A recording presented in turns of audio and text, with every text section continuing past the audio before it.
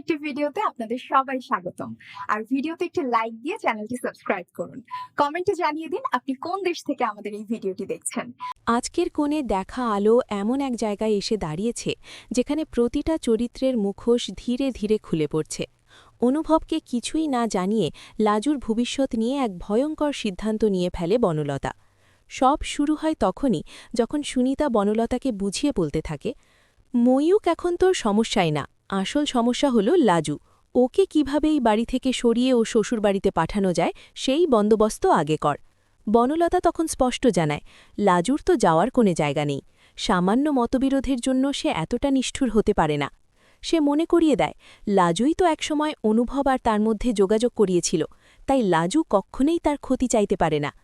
কিন্তু বনলতার বাবা বাস্তবটা সামনে এনে বলেন, লাজু বিবাহিত, আর বিবাহিত মেয়ের জায়গা শ্বশুরবাড়িতেই, ওদের মানতেই হবে।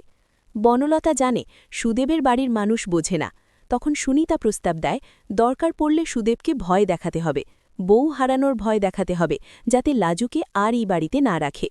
এরই মধ্যেই অন্যদিকে ভেঙে পড়ে লাজু। অনুভবকে দেখে সে ছুটে যায় ঠাম্মির কাছে। কাঁদতে কাঁদতে বলে এই বাড়িতে আর থাকতে চায় না সে। ঠাম্মি বুঝতে চেষ্টা করে, ভাবছে কেউ নিশ্চয়ই লাজুকে কিছু বলেছে, কিন্তু লাজু বারবার বলে সে নিজেই চলে যেতে চায়, নিজেকে সে ভালো মেয়েই ভাবতে পারছে না।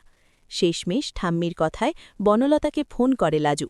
ভাঙা গলায় অনুরোধ করে ফিরে আসতে, নিজের সব ভুল স্বীকার করে ক্ষমা চায়। বনলতা বাইরে থেকে শক্ত থাকলেও ভেতরে ভেতরে নরম হয়ে যায়। সে ভাবতে থাকে, হয়তো লাজুকে নিয়ে সে ভুলই ভেবেছিল।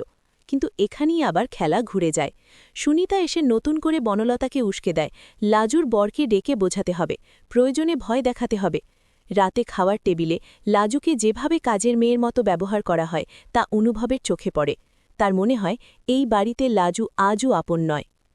পরিবারের সবাই বনলতাকে নিয়ে অনুভবকে প্রশ্ন করতে থাকে, কিন্তু অনুভব নির্লিপ্ত।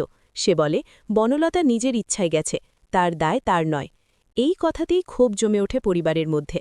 সবাই বুঝতে পারে অনুভব সম্পর্ক এড়িয়ে যাচ্ছে, ভালোবাসা প্রকাশের জায়গায় সে শুধু দায়িত্ব পালন করছে।